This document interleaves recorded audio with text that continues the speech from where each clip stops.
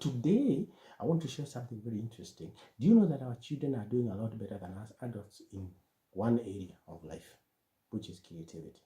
And I will share some work I did. So not long ago, I got the children in the estate where I stay, and I give them a task. They were about 20 or 30, and so I give them a task. So I give them full scraps and pens and pencils and color pens. And the task was one, draw the neighbor to your left. And I tell you, within 5 minutes, they were done. They were done. Within 5 minutes, they were done. Actually, this is the work that we did with them. It's the work that we did with them. 100% completion. Okay. So I remember I called one to the side and asked them, who have you drawn? And he had picked on my son was to his left, and this was a drawing of my son. This was a drawing. So I asked him, are you sure he looks like that? He said, of course, yes. I said, I don't agree. He said, why?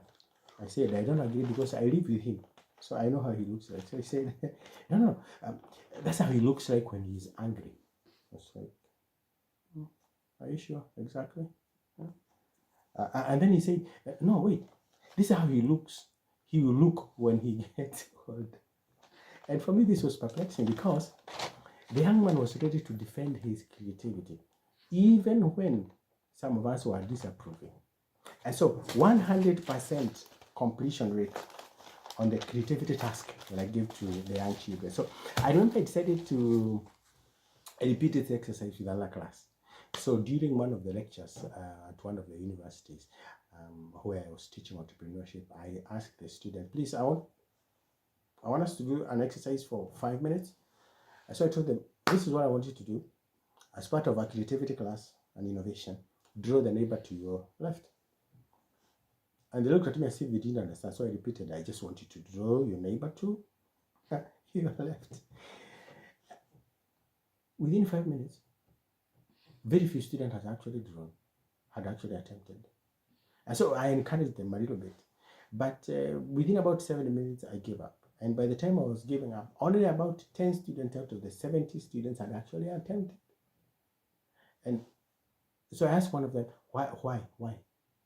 So I'm waiting for him to draw me so that I draw him. And then I got the same answer from somebody else. And so it was interesting because it was like everybody was waiting for someone to draw somebody so that everybody can draw everybody. And so 10 out of 70, that's like 15%. So I remember I repeated the same exercise with a little bit older group. So I remember I was doing this financial literacy program with a corporate, and the managers were all in an online class. I said, hey, wait, before you start, can I give you a test? Draw the neighbor to your left. And one person shouted and said, you know what?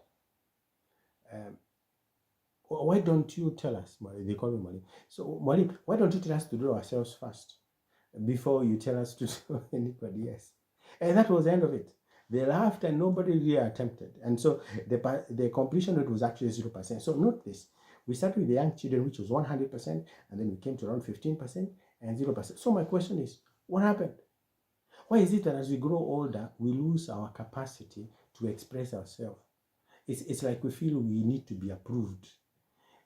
And that limits us. And this is my worry, because as we grow older, we will need to,